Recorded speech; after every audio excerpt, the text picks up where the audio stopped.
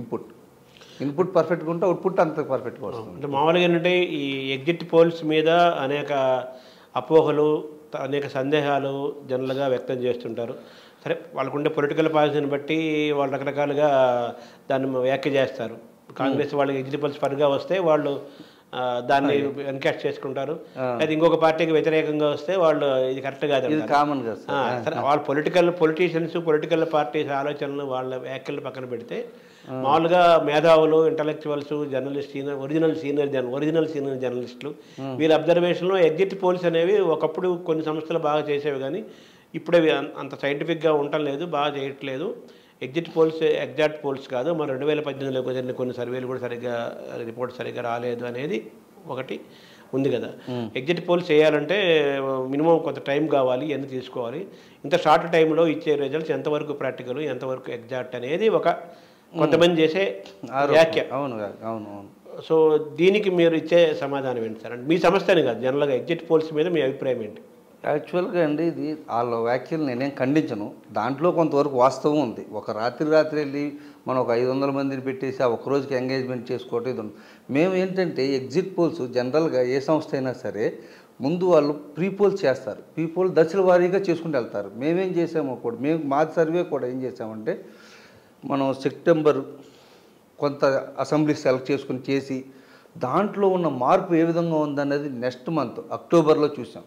ఏ విధమైన మార్పు వస్తుంది, ఎలా మారుతుంది, ఏది సీట్ పెరుగుతుందో, ఏ పార్టీ పెరుగుతుంది, ఏ పార్టీ తగ్గుతుంది, ఎందువల్ల తగ్గుతుంది, లోకల్ ఇంపాక్ట్ వల్ల తగ్గుతుందా, లేకపోతే స్టేట్ ఇంపాక్ట్ వచ్చినాయా, జనాల్లో మార్పు, ఇలాంటివన్నీ మేము పరిగణిస్తాం. 3 నెలల్లో చేస్తాం.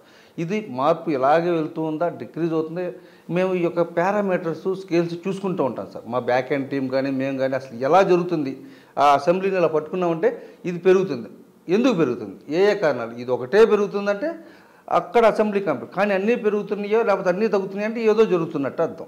దీన్ని ఈ బేస్మెంట్లో తీసుకుంటూ ఉంటాం. మనం ఇలా సరళిగా చేస్తూ ఉన్నప్పుడు దీనిని మనం ఎగ్జిట్ పోల్ అనేటప్పటికీ ఇక్కడ దాకా మనం చేసింది ఎంతవరకు ఉందనేది ఇన్ని శాంపిల్స్ చేసాం మేము ఫస్ట్ ఫేజ్. సుమారుగా మేము సెప్టెంబర్లో దగ్గరగా మేము 41 అసెంబ్లీలు తీసుకున్నాం సార్. 41 అసెంబ్లీలో మేము 30,000 శాంపిల్స్ ఇది వరకు చేసాం. అంటే 41 ర్యాండమ్ వరుసని ఇక్కడ ఒక జిల్లా చేసాము.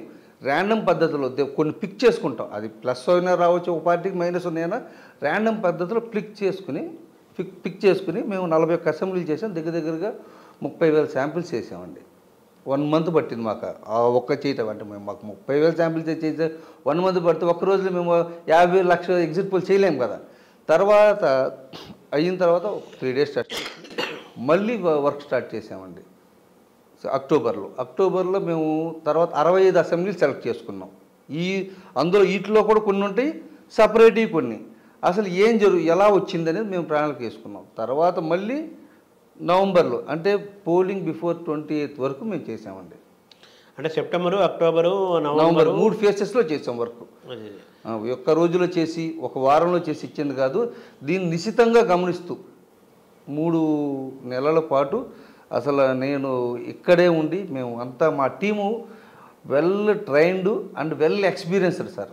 ఆల్ మా కీ రోల్స్ కొంతమంది ఉన్నారు మాకు. వీళ్ళందరూ గత 15 ఏళ్ళ నుంచి ఇదే ఫీల్డ్లో ఉన్నారు. యాక్చువల్గా 94 నాతో పాటు నుంచి ఉన్న వాళ్ళు కూడా చాలామంది. మా బ్రదర్ నాగేశ్వరరావు గారు, మా ఫ్రెండ్ సతీష్, మనోజు, మా రవికుమారు, ఇలా చాలామంది